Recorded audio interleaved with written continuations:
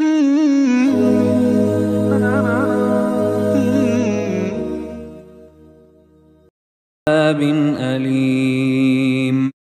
ایمان والو، بہت سے علماء اور گرجوں کے پجاری لوگوں کا مال ناجائز کھاتے ہیں اور اللہ کی راہ سے روکتے ہیں، اور جو لوگ سونا اور چاندی جمع کرتے ہیں اور اسے اللہ کی راہ میں خرچ نہیں کرتے ہیں تو آپ انہیں دردناک عذاب کی خوشخبری دے دیجیے۔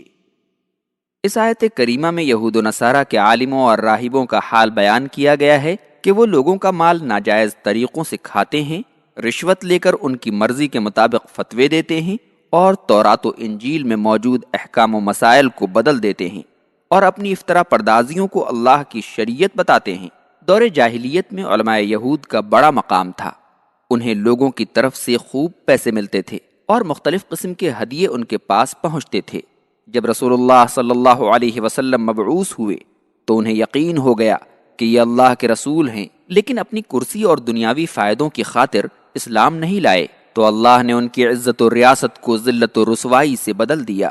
یہاں مقصود مسلمانوں کو ان کے علماء سوء اور گمراہ کن عابدوں کی طرف سے متنبہ کرنا ہے۔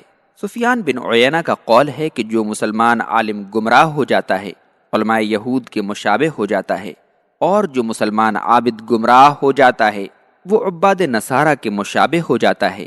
صحیح بخاری کی روایت ہے کہ نبی کریم صلی اللہ علیہ وسلم نے فرمایا، اے مسلمانوں، تم لوگ گزشتہ قوموں کے طریقوں کو ضرور اپناؤ گے اور ان کے نقش قدم پر پورا چلو گے۔ لوگوں نے پوچھا، کیا مراد یہود و نصارہ ہیں؟ تو آپ نے فرمایا، اور کون لوگ ہو سکتے ہیں؟ ایک روایت میں ہے، فارس اور روم کے لوگ۔ اور جو لوگ سونا اور چاندی جمع کرتے ہیں اور اسے اللہ کی راہ میں خرچ نہیں کرتے ہیں تو آپ انہیں دردناک عذاب کی خوشخبری دے دیجیے۔ علماء اور عباد کے حالات بیان کرنے کے بعد آیت کے اس حصے میں ایسے لوگوں کا ذکر ہے جو سونا اور چاندی اکٹھا کرتے ہیں اور اسے اللہ کی راہ میں خرچ نہیں کرتے ہیں۔ ان کے بارے میں اللہ نے فرمایا کہ جہنم کا دردناک عذاب ان کا انتظار کر رہا ہے، اور یہ حکم عام ہے۔ اس میں یہود و نصارہ کے وہ علماء اور عباد شامل ہیں جو سونا اور چاندی جمع کرتے تھے اور اللہ کی راہ میں اسے خرچ نہیں کرتے تھے، اور وہ مسلمان بھی شامل ہیں جو اپنے مال کی زکوٰۃ نہیں ادا کرتے ہیں۔ ابو داؤد اور حاکم نے ابن عباس رضی اللہ عنہما سے روایت کی ہے کہ جب یہ آیت نازل ہوئی تو صحابہ اکرام کو بڑی مشکل پیش آئی۔ عمر بن خطاب رضی اللہ عنہ نے کہا کہ میں تم لوگوں کی مشکل آسان کرتا ہوں، اور جا کر رسول اللہ صلی اللہ علیہ وسلم سے کہا کہ آپ کے صحابہ کو اس آیت سے بڑی مشکل پیش آ گئی ہے۔ تو آپ صلی اللہ علیہ وسلم نے فرمایا کہ اللہ نے زکوٰۃ اسی لیے فرض کیا ہے کہ تمہارے باقی مال کو پاک بنا دے، اور تمہارے مال میں قانون وراثت کو اسی لیے جاری کیا ہے تاکہ تمہارے بعد والوں کو مال ملے۔ تو عمر رضی اللہ عنہ نے اللہ اکبر کہا۔ الحدیث۔ اسی لیے جمہور علماء کی رائے ہے کہ جس مال کی زکوٰۃ ادا کر دی جائے گی وہ کنز نہیں ہوگا۔ طبرانی اور بیہقی کی روایت ہے کہ نبی کریم صلی اللہ علیہ وسلم نے فرمایا، جس مال کی زکوٰۃ دے دی جائے اسے کنز نہیں کہا جائے گا۔ ابن عمر رضی اللہ عنہما کی رائے ہے کہ اس آیت میں کنز پر جو وعید آئی ہے وہ زکوٰۃ کے حکم کے ذریعے منسوخ ہو چکی ہے۔ ان سے ایک موقوف حدیث بھی مروی ہے کہ جس مال کی زکوٰۃ دے دی جائے چاہے وہ 7 زمین کے نیچے ہو وہ کنز نہیں کہلائے گا، لیکن جس مال کی زکوٰۃ نہ دی جائے اس پر بڑی شدید وعید آئی ہے۔ صحیح مسلم میں ابو ہریرہ رضی اللہ عنہ سے مروی ہے کہ رسول اللہ صلی اللہ علیہ وسلم نے فرمایا، جو آدمی اپنے مال کی زکوٰۃ نہیں دیتا قیامت کے دن آگ کی تختیوں سے اس کا پہلو، اس کی پیشانی اور اس کی پیٹھ داغی جائے گی۔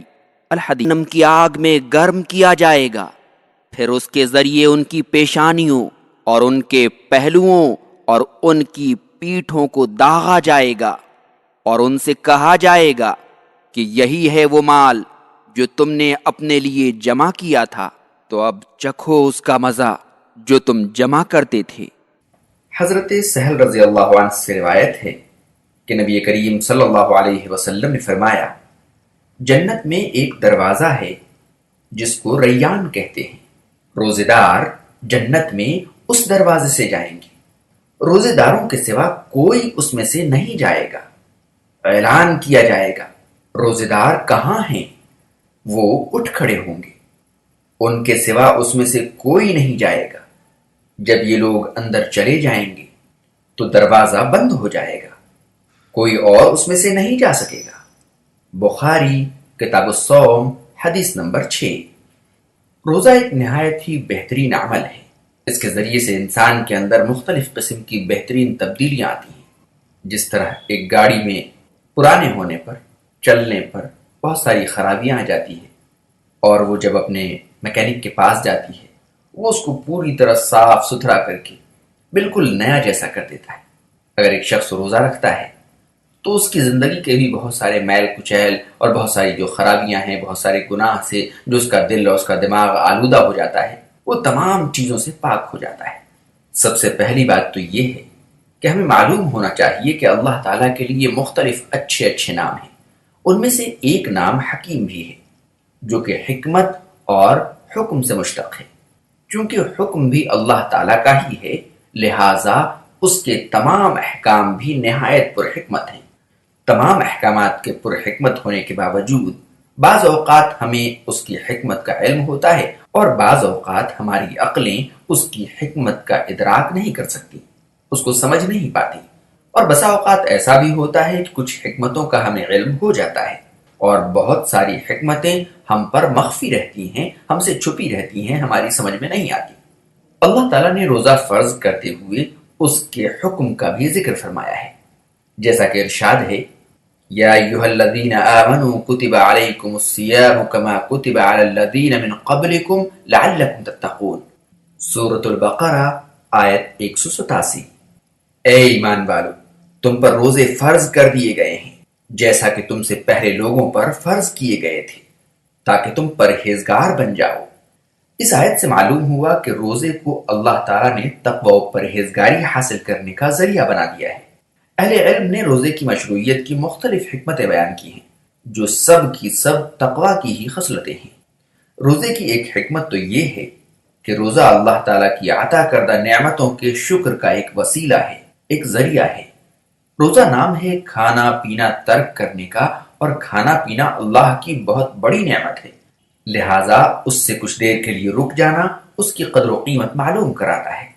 پھر انسان ان نعمتوں کا شکر ادا کرنے پر راغب ہوتا ہے، اس کو اس بات کا خیال آتا ہے کہ اللہ نے اتنی پیاری پیاری چیزیں کھانے کی پیدا کی ہیں، اس پر میرا حق ہے، لیکن ساتھ ہی ان غریبوں، مجبوروں، مسکینوں کا بھی حق ہے۔ دوسری حکمت یہ بیان کی جا سکتی ہے کہ روزے سے شہوت پر قابو پایا جاتا ہے، کیونکہ جب انسان سیر ہو اور اس کا پیٹ بھرا ہوا ہو تو اسے شہوت کی تمنا ہوتی ہے، اور جب بھوکا ہوتا ہے تو خواہشات اور شہوت سے اجتناب کرتا ہے۔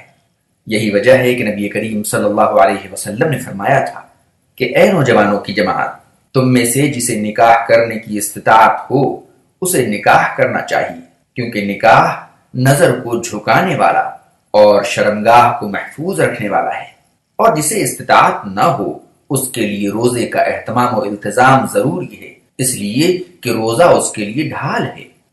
تیسری حکمت یہ بیان کی گئی ہے کہ روزہ حرام اشیاء یعنی حرام چیزوں سے اجتناب کا بچنے کا ذریعہ ہے، کیونکہ انسان جب رضائے الہی کے حصول کے لیے حلال اشیاء کو ترک کر دینے پر تیار ہو جاتا ہے، حلال چیزوں کے کھانے پینے سے رک جاتا ہے، تو جب وہ روزہ رکھے گا تو یقینی طور سے حرام چیزوں کو چھوڑ دینے پر اس کا دل مزید آمادہ ہو جائے گا۔ اس طرح روزہ انسان کے لیے حرام کاموں سے بچنے کا وسیلہ اور ذریعہ بن جاتا ہے۔ چوتھی حکمت یہ بیان کی گئی ہے کہ روزہ انسان کو اس ایمان و یقین پر تیار کرتا ہے کہ اللہ ہر لمحہ اس کی نگہبانی و نگرانی کر رہا ہے۔ یہی وجہ ہے کہ انسان قدرت و طاقت کے باوجود اپنی خواہشات اور حلال اشیاء ترک کر دیتا ہے، چھوڑ دیتا ہے، کیونکہ اسے یقین محکم ہوتا ہے کہ اللہ تعالیٰ اسے دیکھ رہا ہے۔